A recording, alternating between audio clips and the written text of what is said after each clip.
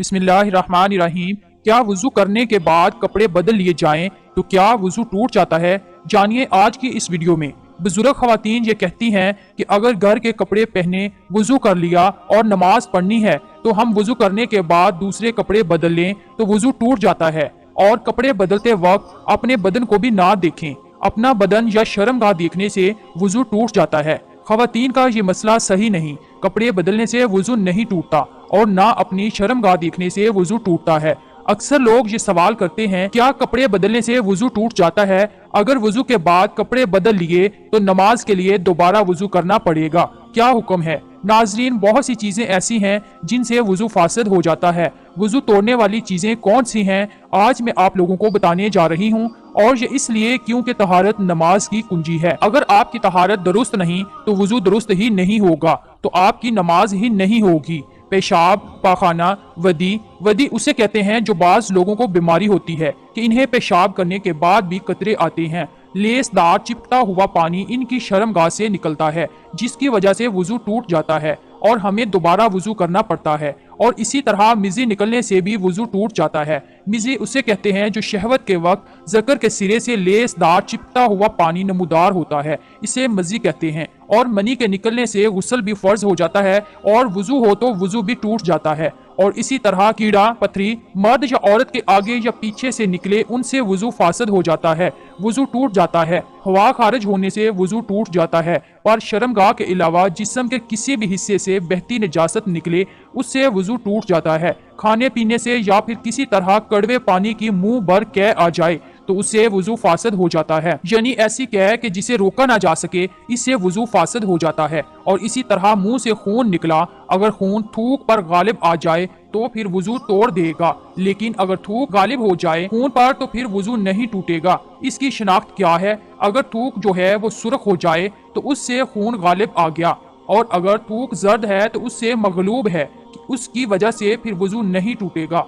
यानी अगर मुंह से खून निकला और खून थूक पर गालिब आ जाए तो फिर वुजू टूटेगा, वरना नहीं टूटेगा। गफलत वाली नींद सोने की वजह से वुजू फासद हो जाता है और फिर दोबारा वुजू फर्ज हो जाता है। इसके बाद बेहोशी की वजह से, यानी अगर आपका वुजू है और किसी भी वजह से आप बेहोश हो जाते हैं तो वुजू टूट जाता है। जुनून की वजह से भी वुजू टूट जाता है। जुनून मतलब बहुत ज्यादा गुस्सा करना, क्योंकि गुस्सा हराम है और शैतानी अमल भी है, तो इससे भी वुजू टूट जाता है। नशा करने से भी वुजू टूट जाता है, क्योंकि जाहिर बात है हर कोई जानता है कि शराब नोशी इस्लाम में हराम है। बालिग का रुकू और सुजूद वाली नमाज में जागने की हालत में कहका लगाना, यानी जोर से हंसना, कहका लगाकर हंसना, इससे वुजू फासद हो जाता है। उज़्व तनासल का मर्द या औरत की शर्मगाह के साथ इंतशार की हालत में बिला हाइल मस करना, इससे भी वुजू टूट जाता है। नाजरीन, इसी तरह बाज लोग ये भी सवाल करते हैं कि कपड़ों के ऊपर से पेशाब वाली जगह पर हाथ लग जाए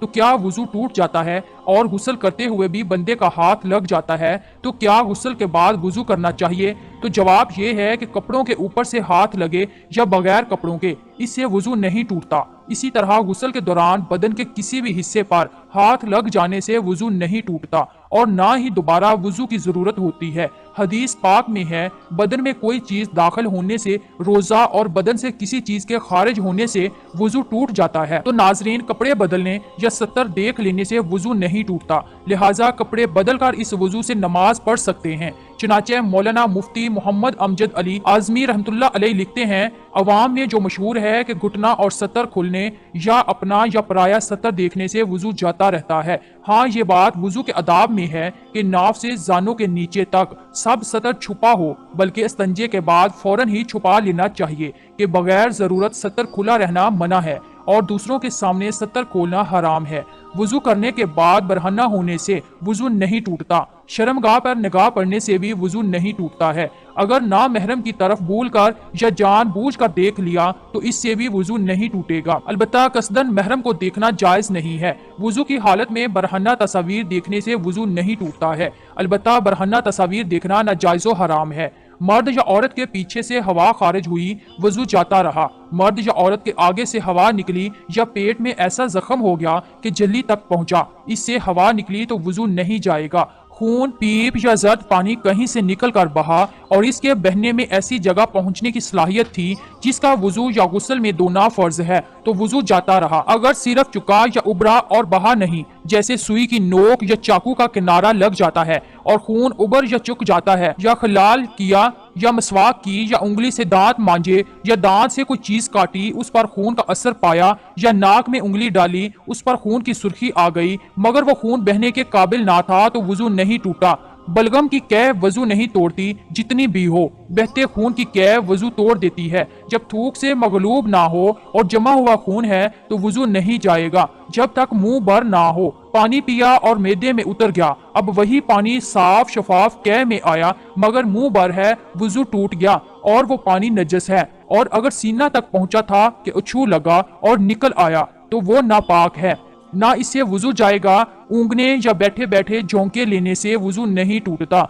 नमाज वगैरह के इंतजार में बाज मर्तबा नींद का गलबा होता है और ये दफा करना चाहता है तो बाज वक्त ऐसा गाफिल हो जाता है कि इस वक्त जो बातें हुई उनकी इसे बिल्कुल खबर नहीं, बल्कि 2-3 आवाज में आंख खुली और अपने ख्याल में ये समझता है कि सोया ना था। इसके इस ख्याल का एतबार नहीं। अगर मोतबर शख्स कहे कि तू गाफिल था, पुकारा, जवाब ना दिया या बातें पूछी जाएं और वो ना बता सके तो उस पर वजू लाजम है। अगर नमाज के अंदर सोते में या सजदा तलावत में कहका लगाया तो वजू नहीं जाएगा, वो नमाज या सजदा फासद है।